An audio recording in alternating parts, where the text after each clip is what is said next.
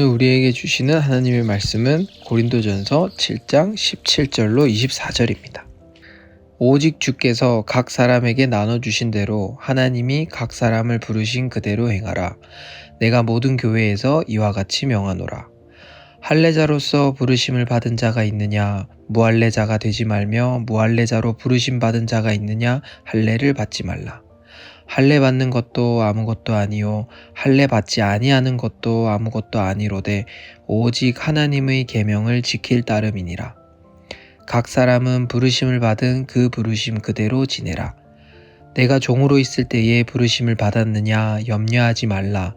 그러나 내가 자유롭게 될 수 있거든 그것을 이용하라. 주 안에서 부르심을 받은 자는 종이라도 주께 속한 자유인이요 또 그와 같이 자유인으로 있을 때에 부르심을 받은 자는 그리스도의 종이니라. 너희는 값으로 사신 것이니 사람들의 종이 되지 말라. 형제들아, 너희는 각각 부르심을 받은 그대로 하나님과 함께 거하라. 아멘. 계속해서 고린도전서 말씀을 함께 묵상하고 있습니다. 당시 고린도 교회 안에는 두 가지 극과 극의 주장이 침투해 있었습니다. 하나는 앞선 6장에서 바울이 지도했던 방종주의였습니다. 우리는 영적으로 신령한 존재이니 우리의 육신은 어떻게 살아도 죄가 되지 않는다는 것입니다. 또 하나는 그와 정반대로 금욕주의가 침투해 있었습니다. 우리가 영적으로 신령해지려면 육체와 관련된 제도와 관계는 철저히 끊어야 한다는 것입니다. 이들은 이미 결혼한 부부도 육체적인 관계를 끊어야 하고 또 불신자와 결혼한 상태면 영적으로 오염되지 않도록 당장 이혼해야 하고 또 미혼인 상태면 반드시 독신을 지켜야 한다고 주장을 했습니다. 바울은 이런 극단적인 금욕주의가 하나님이 세우신 가정이라는 창조 질서를 무너뜨리고 또 성도들로 하여금 영적인 교만에 빠지게 만든다고 보았습니다. 그래서 7장의 내용을 편지로 썼습니다. 결혼과 독신은 하나님이 각자에게 주신 은사의 영역이고 우리는 가정을 지키며 하나님을 섬겨야 한다는 것입니다. 그런데 오늘 본문은 뭔가 좀 어색합니다. 계속해서 방금 말씀드린 그러한 흐름이 이어지다가 오늘 본문에는 갑자기 생뚱맞게 할례자와 무할례자 이야기가 나오고 종과 자유인 이야기가 나옵니다. 문맥상 내용이 따로 노는 것 같습니다. 하지만 그렇지 않습니다. 오늘 본문은 7장 전체의 중심 원리와 같습니다. 본문 20절이 핵심입니다. 각 사람은 부르심을 받은 그 부르심 그대로 지내라. 할례자든 무할례자든 혹은 종이든 자유인이든 부르심을 받은 자는 누구나 하나님을 섬길 수 있듯이 결혼이든 독신이든 너희의 외적인 상태와 상관없이 너희를 부르신 그 자리에서 하나님을 섬기라는 것입니다. 오늘 우리도 마찬가지입니다. 오늘 우리도 우리의 상태와 상관없이 지금 이 자리에서 나를 부르시는 하나님의 은혜에 합당한 삶을 살아야 합니다. 이 시간 본문의 말씀을 가슴에 새기면서 우리 모두 그렇게 살 수 있게 되기를 진심으로 소원합니다. 첫째로 하나님은 어떤 자리에서도 우리의 하나님이십니다. 오늘 본문은 불과 8절밖에 되지 않는데 3번이나 동일한 표현이 반복됩니다. 바로 부르신 그대로입니다. 바울이 이 표현을 반복한 이유는 앞에서 말씀드린 고린도 교회 안의 문제 때문이었습니다. 고린도 성도들은 자신들 안에 침투한 극단적인 금욕주의 때문에 혼란을 겪고 있었습니다. 특히 결혼 제도와 관련된 잘못된 의문들을 갖고 있었습니다. 결혼한 부부도 금욕을 해야 하는가? 이미 결혼했으면 이혼을 해서라도 금욕해야 하는가? 독신이 결혼보다 거룩한가? 믿지 않는 배우자와 계속 살아도 되는가? 등과 같은 질문입니다. 그런데 이것들은 겉으로는 결혼 제도에 관한 질문이지만 그 속에는 더 깊은 질문이 있었습니다. 예수님을 믿은 후에 내 삶의 상태를 바꾸어야 더 거룩해지는가입니다. 여기에 대한 바울의 대답이 바로 부르신 그대로입니다. 네가 부르심을 받은 그 자리에서 그대로 하나님과 함께 행하고 지내고 거하라는 것입니다. 우리는 종종 이런 생각을 합니다. 내 형편이 좀 나아지면 하나님을 더 잘 섬길 텐데, 내 상황이 좀 풀어지면 신앙생활도 더 잘할 텐데, 내 문제가 좀 해결되면 예배 생활도 더 잘할 텐데, 사실은 다 같은 말입니다. 지금 이 상태에서는 그럴 수가 없다는 것이죠. 하지만 여러분, 하나님은 내가 원하고 바라는 자리에서만 나를 부르시는 것이 아닙니다. 달리 말해서 하나님은 내가 원하고 바라는 자리에서만 하나님이 되시는 게 아닙니다. 내 형편이 좀 나아져야 잘 섬길 만한 분이 아니십니다. 하나님은 어떤 상태와 상황과 문제 속에서도 언제나 하나님이십니다. 따라서 우리는 바로 지금 여기에서 하나님을 하나님으로 고백하며 살아야 합니다. 둘째로, 하나님은 외적인 조건이 아니라 순종의 중심을 보십니다.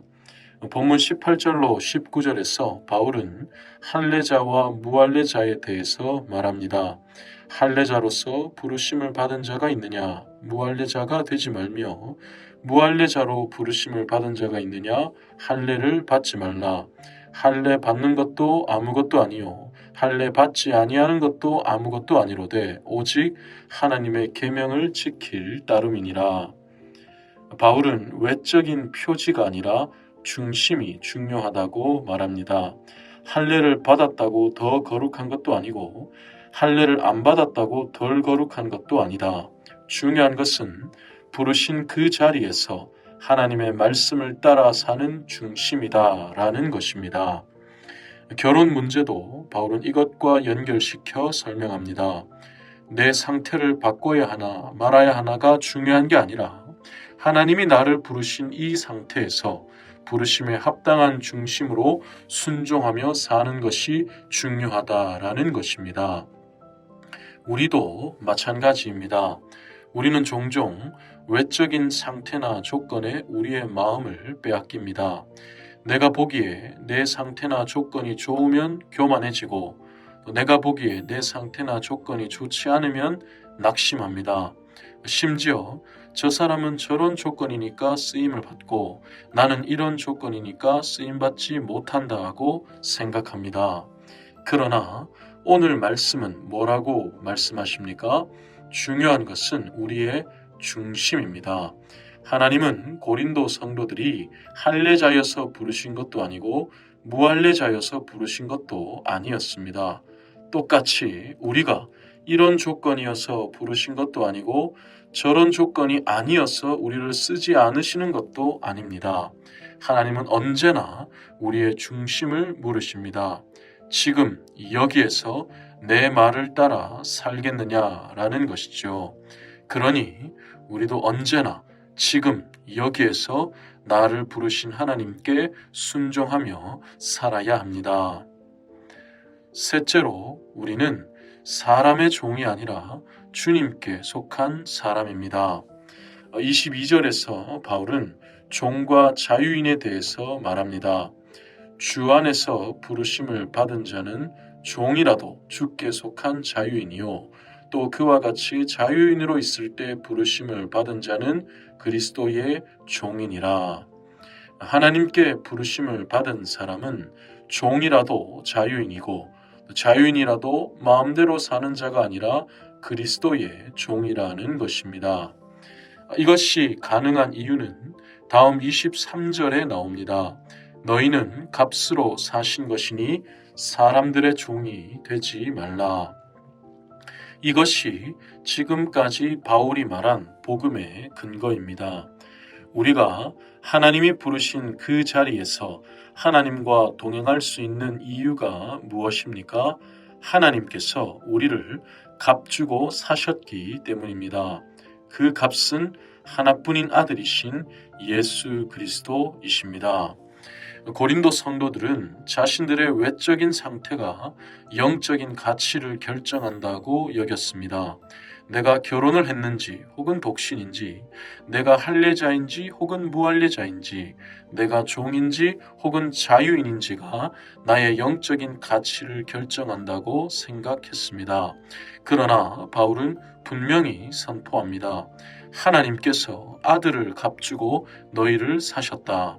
너희의 영적인 가치는 너희의 외적인 상태에 따라 달라지는 것이 아니라 이 복음의 은혜로 말미암아 이미 결정되었다는 것입니다.